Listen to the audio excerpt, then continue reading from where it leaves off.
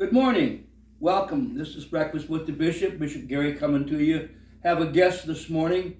This is Gracie Ann, my granddaughter's father, Ernie Bruner. And many of you have asked, where's Gracie's dad? What does he go? Does he go to church? Is he part there? And he's kind of my arms and my legs now that I've gotten older and can't do some things. And I appreciate him very much for doing what he does around the house. A lot of errands and just a lot of stuff that I can't do anymore. But I wanted him to come in and sit in today, let everybody see how handsome he is. This is my granddaughter's father. I want to talk to you today about change. The scriptures, there's too many of them. In Bible college, you do what's called an Old Testament survey, a New Testament survey, and you sort of just go through the book. Well, I want to just take us through parts of the book in the process of change. And in Genesis, you start with Abraham. Abraham was in Ur of the Chaldees, and he's a goldsmith. He makes these little golden images, and he's got a good middle-class job. Very happy, married, got a beautiful wife, Sarah. At 90, she'll be beautiful enough to get into the harem of Abimelech, the king of the area. So that tells you something. She must have been drop-dead gorgeous. But anyway, He comes home every night, he enjoys himself, gets his cup of tea, goes up on the roof or out onto the veranda, wherever he would be, to enjoy the cool of the night. But after a period of time, he hears the voice in the darkness, Abram.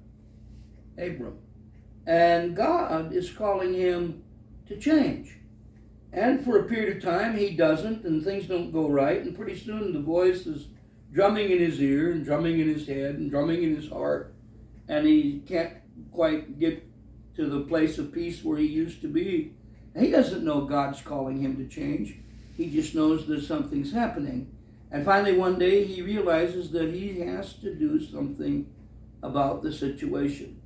And he listens. And he says, yes, is that you, Lord? Apparently he had some knowledge of Elohim or El Elyon, whoever God was at that time. And anyway, you can follow the story. He's a family man. There's Lot and Nahor, Lot's father. That's Abraham's uncle, and Terah is his dad. And they all pretty close-knit family. And he listens to the voice. And it says, the voice in the darkness, the voice in the desert says, Abram, get thee out of Ur of the Chaldees. Go into a place that I'll tell you. Now that's a huge change.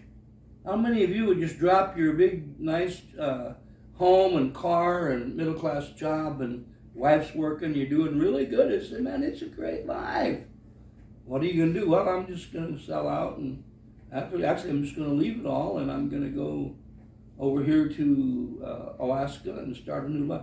Why? Well, he doesn't know why. As you're changing today, sometimes you don't know why. A lot of people say, well, God won't give you a word of prophecy, or God won't speak to your heart until you understand it. I beg your pardon. He spoke to me so many times when I didn't understand it. And I acted by faith, feeling, hoping, praying, and crying out, that better be the voice of God, or I'm up a creek without a paddle. And he never let me down. And how many understand change is good? Abraham's coming into something great, but he doesn't know it. But he gets up and he goes and he winds up in through the changes. He winds up in the promised land, but he can't stay. But see, God put him there for a reason.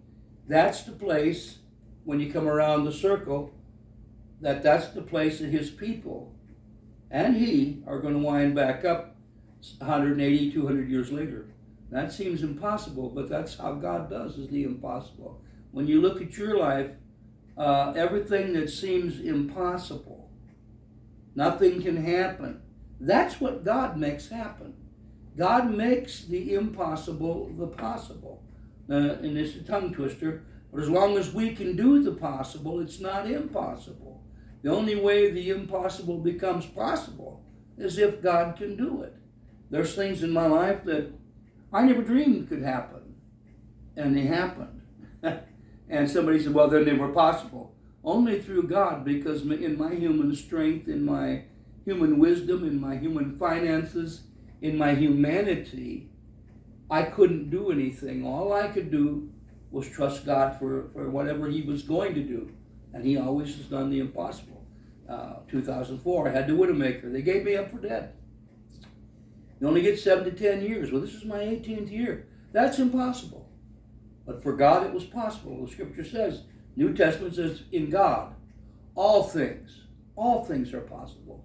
In man, some things are possible. There's an impossible realm in man's life. In the human realm, there's a lot of things that are just simply impossible.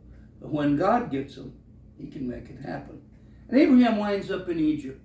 And you know the story, Sarah and all. Anyway, Abraham gets into a place where there's separation between he and Lot takes Sodom and Gomorrah, and Abraham takes the mountains and the rocks. And once again, here's this nice, wealthy, middle-class guy living out in the desert, and he's built this cattle and sheep and goat empire, kind of like the movie Yellowstone there. I've never watched it, but I've watched the trailers and the series. And he's built this beautiful ranch-style life, and he's doing well, and his nephew's kind of messing up, and there's some trouble with the Egyptians, and there's an army maybe would come and destroy him and take it all. And Abraham and Lot separate. Abraham says, you pick what you want. So Lot picked all the good stuff, which is the human side. And Abraham says, well, okay, I'll take what's left. Now, there's again, as a second realm of impossibility. How are you going to make a living with the rocks and mountains? You just gave away a fortune. You gave away a fortune. Duh, somebody dropped you on your head and you lost your mind. All your marbles shook out. But Abraham has learned something from the voice in the darkness, the voice in the desert, that if he'll trust that voice will lead him into some places that he's never dreamed. Anyway, you fast forward a few years, and Abraham's built the same wonderful empire. He's got wells in the desert. He's got sheep, goats, cattle. He's doing just fine. And he meets God. And, of course, God tells him now, the reason I brought you out here is that I'm going to make you a father of many nations. I'm going to bless your people as the stars of heaven, sand of the sea, and the dust of the earth. And you will be a father of many nations. And I'm going to change your name from Abram to Abraham. I'm going to change her name from Sarai to Sarah. And that word Ra in Egypt means God or godly. And so when he inserted the Ra there in Egypt, when the God of Egypt, which was our God, again we get confused with the Mohammedans, but they weren't around. When that same God in Egypt, Ra, which was Yah or Yahweh, Yahuwah, whichever way you want to say it, it was the same God. And he came into Abraham's life in a different way. And here now Abraham becomes the father of many nations. And the minute he does that, he's sitting good in Egypt. Check this out, Ernie. He's sitting really good again. This is the third time he's become a millionaire. And God says, get out of there. And he said, well, what? I'm 100 and some years old. God said, you don't have a son. And I promised you a son. You want a son? Move. So he begins heading back to what we would call Palestine or Israel. They called it the Promised Land. This is, and again, Abraham doesn't know what it is. He just knows he's got to leave Egypt. And Egypt, of course, we know is a type of bondage.